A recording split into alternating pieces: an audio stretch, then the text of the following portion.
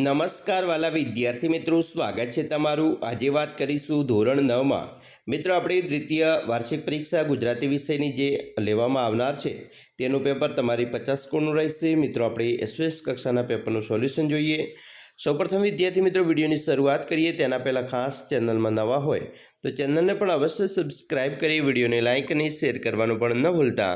વિદ્યાર્થી મિત્રો તમારા પેપરની અંદર વિભાગ નંબર ए એટલે કે ગદ્ય વિભાગ આવશે, જેની અંદર પ્રશ્ન 1 નીચેના પ્રશ્નો માટે આપેલ વિકલ્પમાંથી સાચો વિકલ્પ પસંદ કરીને ઉત્તર આપવાના છે। પહેલો પ્રશ્ન છે કે જંતુ જગતના દર્શન માટે કયો સમય વધારે યોગ્ય છે?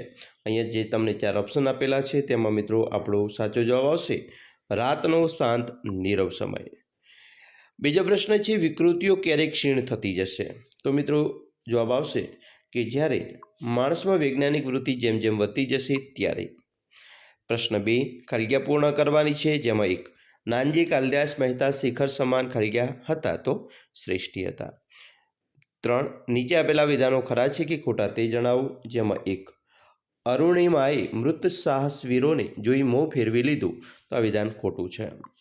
વિભાગ મિત્રો ચોથો પ્રશ્ન છે વિભાગ અ અને વિભાગ બ ની અંદર જે કર્તા અને કૃતિ આપેલા છે તેને આપણે મિત્રો જોડવાના છે જોડકા સાથે, જેમાં પહેલું છે ભારતીય સંસ્કૃતિની સિદ્ધિ તો એ લલિત નિબંધ છે, જ્યારે સમાજ સમર્પિત શ્રેષ્ઠી તો એ રેખાચિત્ર છે। એના પછી મિત્રો વિધાનો માટે કારણો આપવાના છે, જેમાં પહેલો પ્રશ્ન છે માંસાહાર છોડી શકીએ તે જરૂર છોડીએ કારણ કે, તો અહીંયા મિત્રો જવાબ આવશે તે સંસ્કૃતિની દિશામાં આગળનું પગલું છે। બીજો પ્રશ્ન ચોરીની ભૂલ સ્વીકારવામાં ગાંધીજીની જીભ ઉપડતી નથી કારણ કે, તો મિત્રો ગાંધીજીને ભય હતો કે પિતાજી દુઃખી થશે, કદાચ માથું કૂટશે। એના પછી મિત્રો પદ્ય વિભાગ છે। નીચે આપેલા પ્રશ્ન માટે વિકલ્પમાંથી સાચો વિકલ્પ પસંદ કરવાનો છે। પહેલો પ્રશ્ન છે દીકરીને હોસ્ટેલ કેવી લાગે છે? તો મિત્રો દીકરીની હોસ્ટેલ કાંટા જેવી લાગે છે। બીજું માતાના ટવકા પાસે કોની વિસાત નથી? તો અહીંયા મિત્રો સૂરની, સંગીતની, તાલની એટલે કે ABCમાં જણાવેલ ત્રણેય એ મિત્રો જવાબ આપણો સાચો બનશે। 7મો પ્રશ્ન છે ખળગ્યા પૂર્ણ કરવાની છે, જેમાં 1 નાયિકાના મનના સુબા ખળગ્યા નગરીના છે તો દ્વારકા। 8 નીચે આપેલા વિધાનો ખરા છે કે ખોટા તે જણાવવાનું છે, જેમાં પહેલો પ્રશ્ન છે કોણે કહ્યું કે ખાલી હાથે મરી જવાના? તો વિધાન ખરું છે। મિત્રો વ્યાકરણ વિભાગ છે, જેની અંદર નીચેના શબ્દોની સંધિ વિગ્રહ કરવાનો છે। મિત્રો અહીંયા આપણે આગળ જોઈશું પ્રશ્ન થોડાક। મિત્રો અહીંયા 10મો પ્રશ્ન છે નીચેના શબ્દની સંધિનો વિગ્રહ કરવાનો છે। મનોબળ તો મનઃ વત્તા બળ। બીજું છે અથવામાં સ્વાર્થ તો સ્વ વત્તા અર્થ। એના પછી 11મું છે નીચેના શબ્દોનો સમાસ ઓળખાવો। હારમાળા તો તત્પુરુષ અને એના અથવામાં છે નવજીવન તો એ કર્મધારય છે। 12 નીચેના વાક્યમાંથી રેખાંકિત સંજ્ઞાનો પ્રકાર જણાવો, જેમ કે કાંટામાં સચવાતું ફૂલ તો એ જાતિવાચક છે। 13 નીચેના વાક્યમાં રેખાંકિત વિશેષણનો પ્રકાર જણાવો। પહેલું છે મારા સપનામાં આવ્યા હરી તો એ સાર્વનામિક વિશેષણ છે। 14 નીચેના વાક્યમાં રેખાંકિત સર્વનામનો પ્રકાર જણાવો। એમણે વિપુલ કમાણી કરી તો એમણે એ પુરુષવાચક સર્વનામ છે। 15 નીચેના શબ્દને સ્વર વ્યંજન પ્રમાણે છૂટા પાડો। ટાઢા બોળ તો અહીંયા ટ વત્તા આ વત્તા ઢ વત્તા આ વત્તા બ વત્તા ઓ વત્તા અળ વત્તા અ, અથવા બીજું છે મૃત્યુ, તેમાં આવશે મ વત્તા રૂ વત્તા ત વત્તા ય વત્તા ઉ। 16મો પ્રશ્ન છે નીચેના શબ્દમાંથી પૂર્વ પ્રત્યય કે પર પ્રત્યય શોધી તેને કયો પ્રત્યય લાગ્યો છે તે જણાવો। અહીંયા આવશે ખાટલી, તો મિત્રો ખાટ વત્તા લી એ પર પ્રત્યય છે, અને વિદેશ તો વી વત્તા દેશ, બરાબર, તો વી એ પૂર્વ પ્રત્યય છે। એના પછી મિત્રો નીચેના વાક્યોના અલંકાર ઓળખાવાના છે। આજે ધર્મનો ધાંભલો ખરી પડ્યો તો એ રૂપક અલંકાર છે। એના પછી 18મો છે નીચેના વાક્યનો પ્રકાર જણાવવાનો છે। શું દરેક નદી માતા હોય છે? તો આ પ્રશ્નાર્થ છે, અથવા બીજું છે બાળક તમે પસંદ કરો તો આ આજ્ઞાર્થ છે। 17 નીચેનું વાક્ય સાદું, સંયુક્ત કે સંકુલ વાક્ય છે તે જણાવો।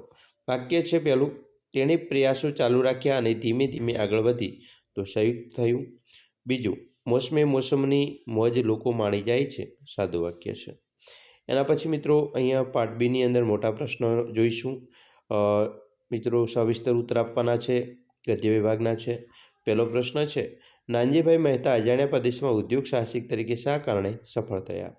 તો મિત્રો જવાબ જોઈશું કે નાનજીભાઈ મહેતા અજાણ્યા પ્રદેશમાં ઉદ્યોગ સાહસિક તરીકે સફળ થયા કારણ કે તેમણે પોતાની હૈયાસૂઝ અને સખત પુરુષાર્થથી અજાણ્યા પ્રદેશમાં કપાસ, ચા, કોફી, કેતકી અને રબરની ખેતી કરી. કપાસનો વિકાસ કરી યુગાન્ડાની આર્થિક પ્રગતિનો પાયો નાખ્યો. તેમણે શેરડીનું વાવેતર કરી 1924માં લુગાજી સુગર ફેક્ટરી શરૂ કરી. નાની ઉંમરે અને ઓછું ભણતર હોવા છતાં અસાધારણ હૈયાસૂઝ, સખત પરિશ્રમ, સાહસ અને પરમાત્મામાં અડગ શ્રદ્ધાને કારણે નાનજીભાઈ મહેતા અજાણ્યા પ્રદેશમાં ઉદ્યોગ સાહસિક તરીકે સફળ થયા. બીજો પ્રશ્ન છે, વાડીના જલસાને તમારા શબ્દોમાં વર્ણવો. મિત્રો અહીંયા જવાબ બનશે કે વાડીમાં રહેતા લોકો દરેક મોસમની મોજ માણતા હોય છે. વાડીમાં ડાયરા જામે અને જલસા થાય. ત્યાં મકાઈના ડોડાની મિજબાની થાય. આજુબાજુની વાડીના અને અડોશ પડોશના મિત્રો ભેગા થાય. જેમને આમંત્રણ આપ્યું હોય તેઓ પણ જલસામાં પડી જાય. જર્જરિત લાકડાની અને આછી પાંખી કાથીની ખાટલીઓ પર માનવતા મહેમાનોને બેસાડવામાં આવે. સ્વયંસેવકો કાંટા ભેગા કરી લાવે અને સળી પેટાવી તાપણું કરે. એમાં ભૂટ્ટા શેકાય. એ પછી પીળા અને પોણા કાળા ભૂટ્ટા સૌને ખાવા માટે વહેંચે. પોંકની મોસમમાં પણ માંડવીના ઓળાના એક એક દાણા ખાતા જાય. આ જલસો તો રાત્રે શરૂ થાય તે છેક વહેલી સવાર સુધી ચાલુ રહે. ઉપરાંત ચણા, પપૈયા, જામફળની પણ પાર્ટીઓ યોજાય. ભલે એ નાની ને ખાનગી હોય, આમ વાડીમાં લોકો કામની સાથે ખાવા પીવાનો આનંદ પણ લે છે. એના પછી મિત્રો પ્રશ્નોના 2-3 વાક્યમાં ઉત્તર લખવાના છે. જેમાં પહેલો પ્રશ્ન છે, ડૉક્ટર અને નર્સમાં માનવતા કેમ જાગી ઉઠી? તો મિત્રો જવાબ છે કે ઓપરેશન કરીને અરુણિમાને પગ કાપવું પડે તેમ હતું, પરંતુ બરેલી હોસ્પિટલમાં લોહીની કે એન્થેસિયાની સગવડ નહોતી. એ જાણીને અરુણિમાએ ડૉક્ટરને કહ્યું, સરજી, મારો પગ કપાયો. હું આખી રાત રેલવે ટ્રેક ઉપર પડી રહી. મેં ભયંકર વેદના સહન કરી. તો હવે તો તમે મારા ભલા માટે મારો પગ કાપશો ને? હું સહન કરી લઈશ.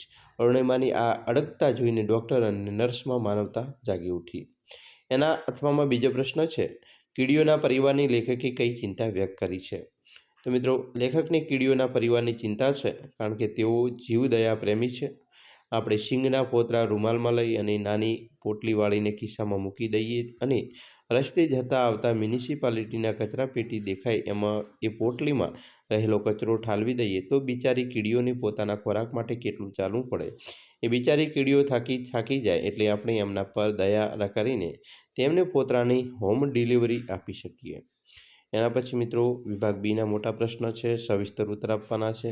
પ્રશ્ન 1 છે, પિતા સાથેનો પુત્રીનો આત્મીય સંબંધ પપ્પા હવે ફોન મૂકું કાવ્યમાં કયા કયા શબ્દ પ્રયોગ દ્વારા વ્યક્ત થાય છે? તો મિત્રો જવાબ છે કે પપ્પા હવે ફોન મૂકું પ્રશ્નથી કાવ્ય શરૂ થાય છે. પુત્રી પિતાની પરવાનગી માગે છે.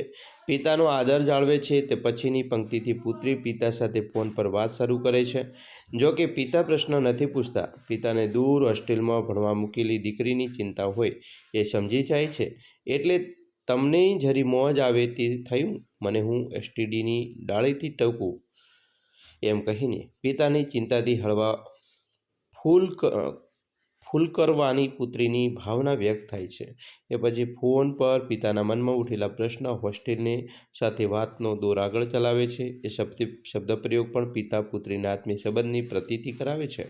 આ કાવ્યમાં હોસ્ટેલ તો ફાવે છે. ફાગણના લીલા કુંજાર, કોઈ ઝાડવાનું પાન એમ થાય નહીં સૂકું, મમ્મી બા જલસામાં, અને અંતે જાજી તે વાતુના ગાડા ભરાય, કહું હાઈકુમાં એટલે કે ટૂંકું, તો પપ્પા હવે ફોન મૂકું જેવા શબ્દપ્રયોગ દીકરીના માતા પિતાને ચિંતામુક્ત કરવાની ભાવના દર્શાવે છે. એટલું નહીં, પુત્રીના પિતા સાથેના આત્મીય સંબંધો કેટલા ગાઢ હશે એનો અણસાર પણ આપે છે. મિત્રો એના અથવામાં પ્રશ્ન છે. બીજો પ્રશ્ન છે, મરજીવિયાની સફળતા પાછળનું રહસ્ય તમારા શબ્દોમાં જણાવો. મિત્રો મરજીવિયા સમુદ્રના તળિયેથી મણિમોતીનો ખજાનો મેળવવામાં સફળ થાય છે કારણ કે એ દૃઢ નિશ્ચયી છે. એમના એ હૃદયમાં ઉત્સાહ અને આંખોમાં તેજ છે. એમના અંગે અંગમાં અથાગ બળ છે. તેઓ પ્રિયજનોના આંસુ કે શિખામણથી સહેજ પણ વિચલિત થતા નથી. એમને સમુદ્રની વિકરાળ અફાટ ગર્જનાનો પણ ડર લાગતો નથી. તેઓ સાહસી છે એટલે જ જીવનનું જોખમ ખેડવા તૈયાર થાય છે અને મૃત્યુના મુખ સુધી પહોંચવાનું બીડું ઝડપે છે. આ સાહસિક મરજીવિયા સમુદ્રના તળિયા ખૂંદી વળે છે અને મણિ મોતીનો અમૂલ્ય ખજાનો લઈને બહાર આવે છે. મરજીવિયાની સફળતા પાછળનું રહસ્ય એમનામાં રહેલા ઉમદા ગુણો છે. એના પછી મિત્રો નીચેના પ્રશ્નોના 2-3 વાક્યમાં ઉત્તર આપવાના છે. પહેલો પ્રશ્ન છે, ભગવાને સ્વપ્નમાં આવીને શું કર્યું? જવાબ, ભગવાને શ્રી કૃષ્ણ ગોપીના સ્વપ્નમાં આવ્યા. સૌપ્રથમ શ્રી કૃષ્ણ ગોપીને પ્રેમથી બોલાવી, ઝુલાવી અને વહાલી કરી. પછી ગોપીની સામે મરક મરક હસતા ઊભા રહ્યા અને તેના આંસુ લૂછ્યા. એના અથવામાં બીજો પ્રશ્ન છે, કવિને માતા પાસેથી શું શું મળે છે? તો જવાબ, કવિને માતા પાસેથી એની હૂંફાળી ગોદ અને સૂતી વખતે માની સોડ મળે છે. માની હાજરીથી મોટી રાહત મળે છે. માની આંખોમાંથી વાત્સલ્ય મળે છે. માનો પ્રેમાળ સાજ સાંભળવા મળે છે. મારા આલિંગનમાં પ્રેમનો સ્પર્શ મળે છે. એના પર માના હેતની હેલી સતત વરસે છે. માની શીતળ છાયા અને હૂંફાળી માયા મળે છે. મિત્રો, આગળ આપણે જોઈશું ગદ્યખંડ આપેલો છે અને વાંચી પ્રશ્નોના જવાબ આપવાના છે. મિત્રો, આ પ્રકારના પ્રશ્નો જ્યારે પૂછાતા હોય છે ત્યારે સૌપ્રથમ આપણે ફકરાને વાંચવાનો હોય છે અને પછી નીચેના પ્રશ્નોના જવાબો છે એ મિત્રો લખવાના છે. મિત્રો, આપણે ડાયરેક્ટ પ્રશ્નો પર જઈશું. પ્રશ્ન 1 છે મિત્રો, જે મોહમ્મદ માકડે લખેલો મિત્રો ફકરો છે તેની વાત કરીએ. મિત્રો, પહેલો પ્રશ્ન છે, કઈ વ્યક્તિને સંતોષ અને સફળતા મળે છે? તો મિત્રો જવાબ છે કે જે વ્યક્તિ સમયની મૂડીને કરકસરથી યોજનાપૂર્વક તથા વ્યવસ્થિત રીતે ખર્ચે છે તેને સંતોષ અને સફળતા મળે છે. બીજું, થાક અને નિષ્ફળતાનો અનુભવ કોને થાય છે? તો મિત્રો, જે વ્યક્તિ સમયની મૂડીને આડેધડ અને અવિચારીપણે વેડફી નાખે છે તેને થાક અને નિષ્ફળતાનો અનુભવ થાય છે. એના પછી ત્રીજો પ્રશ્ન છે, કઈ વ્યક્તિ પાસે સમય અને શક્તિ જમા થાય છે? તો મિત્રો, જે વ્યક્તિ પોતાના સમયની વધુમાં વધુ બચત કરે છે તેની પાસે વધુમાં વધુ સમય અને શક્તિ જમા થાય છે. એના પછી ચોથો પ્રશ્ન છે, ગદ્યખંડને યોગ્ય શીર્ષક આપવાનું છે. તો અહીંયા શીર્ષક છે, સમય એ જ સાચી મૂડી. એના અથવામાં બીજો પ્રશ્ન મિત્રો, પદ્યખંડ તમને પૂછી શકે છે. બરાબર, પદ્યખંડનો એક ફકરો આપેલો છે, આપણે ભરોસે આપણે હાલીએ. હો ભેરું મારા, આપણે ભરોસે આપણે હાલીએ. સરસ મજાનો મિત્રો અહીંયા જે કાવ્ય પંક્તિઓ આપેલી છે પ્રહલાદ પારેખની, એની આધારે તમારે પ્રશ્નોના જવાબ આપવાના છે. કાવ્યને વાંચી સમજી અને પછી પ્રશ્નો વાંચી એના જવાબો આપણે યોગ્ય રીતે મિત્રો કાવ્ય પંક્તિઓમાંથી આપવાનો પ્રયત્ન કરવાનો છે. મિત્રો, પહેલો પ્રશ્ન છે, તારે ભરોસે રામ એવું ગાનારને કવિ શા માટે ખોટો કહે છે?